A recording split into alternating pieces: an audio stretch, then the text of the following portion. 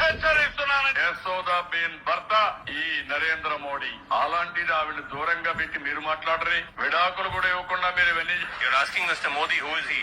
Who is he? Okay. You are having an identity. You talk about triple talaq. What about you? You're talking of Mr. Modi's wife. Yeah, I'm asking straight question. Isn't this making it very personal, sir? No, but really it is personal. ప్రచార ప్రధానమంత్రి, మాటల ప్రధానమంత్రి, శాస్త్రంలో చూపించలేని ప్రధానమంత్రి. నోట్ల రద్దు వచ్చింది, ఎవరికైనా లాభం వచ్చిందని అడుగుతున్నా. ఇది ఒక పిచ్చి తుగ్లక్ చర్య. గురువుకు నామాలు పెట్టింది మీరు. కనీసం దండం పెడితే నమస్కారం పెట్టినటువంటి సంస్కారం ఈ ప్రధానమంత్రి నరేంద్ర మోడీ గారు. ఇదే నరేంద్ర మోడీ గారు ఆయన గురించి, నరేంద్ర మోడీ గారి గురించి చంద్రబాబు నాయుడు గారు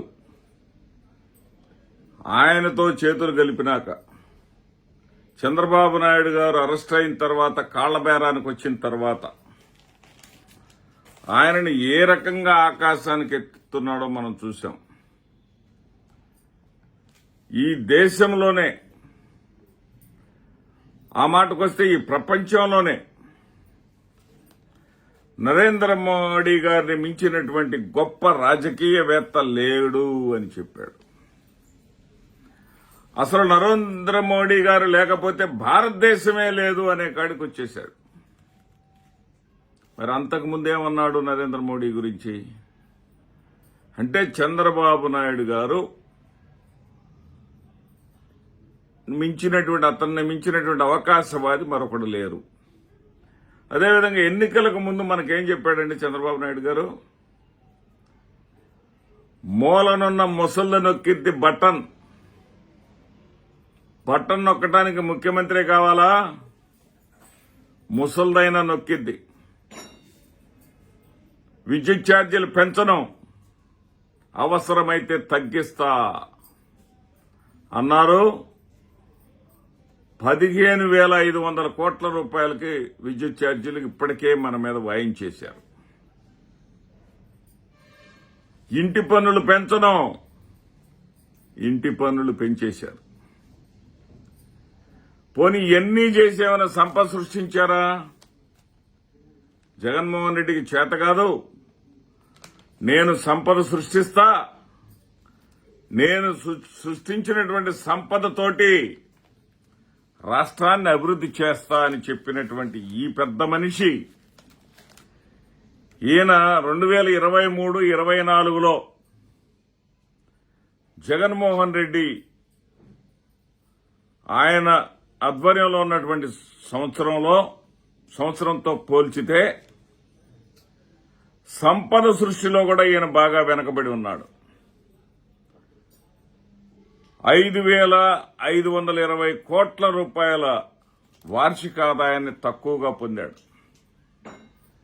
పోనీ నరేంద్ర మోడీని ఆకాశానికి ఎత్తుతున్నాడు కదా, కేంద్రం నుంచి రావాల్సినటువంటి గ్రాంట్లనేమన్నా పొందుతున్నాడు అంటే 2023-24 సంవత్సరంలో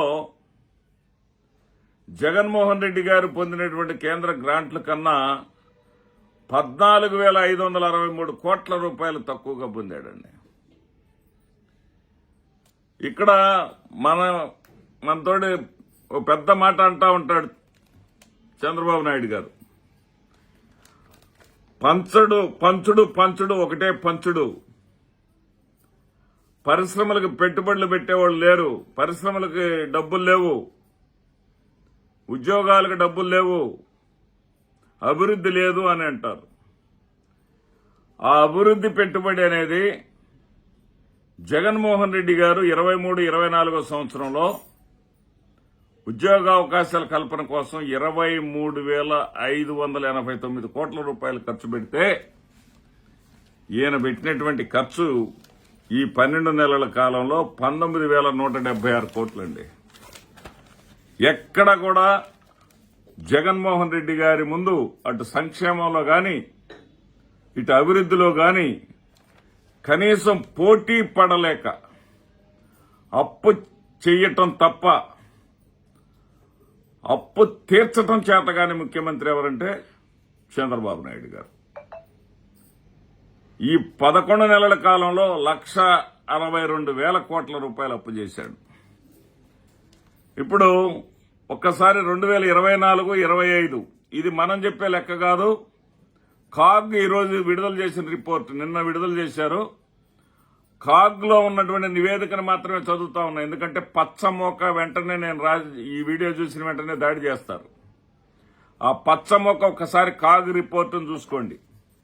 ఇది మాదిరెడ్డి శ్రీనివాసరెడ్డో లేకపోతే ప్రతిపక్ష పార్టీనో లేకపోతే సాక్షి టీవీయో సాక్షి పేపరో చెప్పేది కాదు. కాగ్ నివేదిక.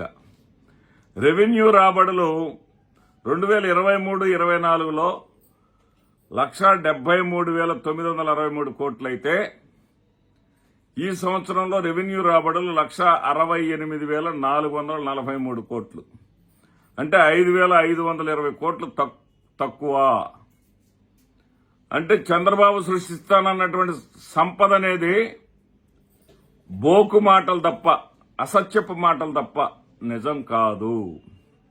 Stamps and registrations Jaganmohan Reddy గారు చంద్రబాబు రాగానే భూముల రేట్లు బ్రహ్మాండంగా పెరిగిపోతాయి, ట్రాన్సాక్షన్స్ బ్రహ్మాండంగా జరుగుతాయి అన్నారు కదా. జగన్మోహన్ రెడ్డి గారు ముఖ్యమంత్రిగా ఉన్న 23-24లో 9,542 కోట్ల రూపాయలు వస్తే ఈ సంవత్సర కాలంలో జగన్మోహన్ రెడ్డి చంద్రబాబు నాయుడు ముఖ్యమంత్రి అయిన తర్వాత వచ్చింది 8,837 కోట్లు మాత్రమే. అమ్మకం పన్ను ద్వారా జగన్మోహన్ రెడ్డి గారి హయాంలో 18,475 కోట్లు వస్తే చంద్రబాబు నాయుడు గారికి వచ్చింది 17,422 కోట్లు మాత్రమే.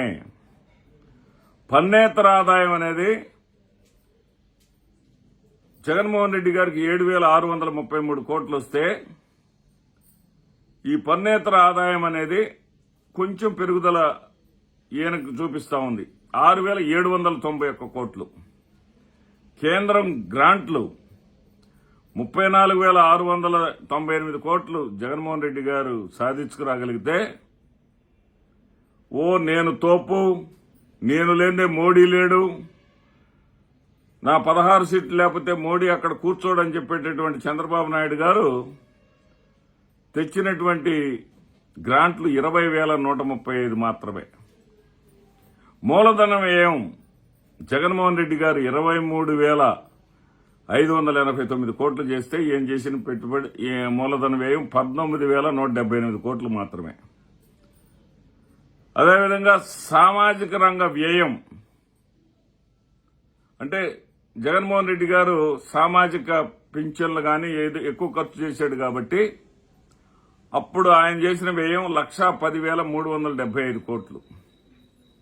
ఆ వ్యయం ఈయన హయాంలో పెరగాలి కదా, ఇంకా ఎక్కువ సంక్షేమాన్ని ఇస్తున్నాను జగన్మోహన్ రెడ్డి గారి కన్నా అన్నాడు కదా, ఇక్కడ మాత్రం తగ్గిపోయింది 1,05,679 కోట్లు. రెవెన్యూ లోటు జగన్మోహన్ రెడ్డి గారి హయాంలో 37,468 కోట్లయితే అనుభవజ్ఞుణ్ణి నన్ను మించిన సీనియర్ లీడర్ అని చెప్పుకునేటటువంటి చంద్రబాబు నాయుడు గారి హయాంలో రెవెన్యూ లోటు 57,456 కోట్లు. అంటే 20,000 కోట్లు అధికంగా అప్పులు చేశాడనమాట. ద్రవ్యలోటు జగన్మోహన్ రెడ్డి గారి హయాంలో 61,765 కోట్లయితే ఇప్పుడు 81,622 కోట్లండి. ఇదండి ఈయన అనుభవం. అంటే గాలి లెక్కలు చెప్పడానికి, కాకి లెక్కలు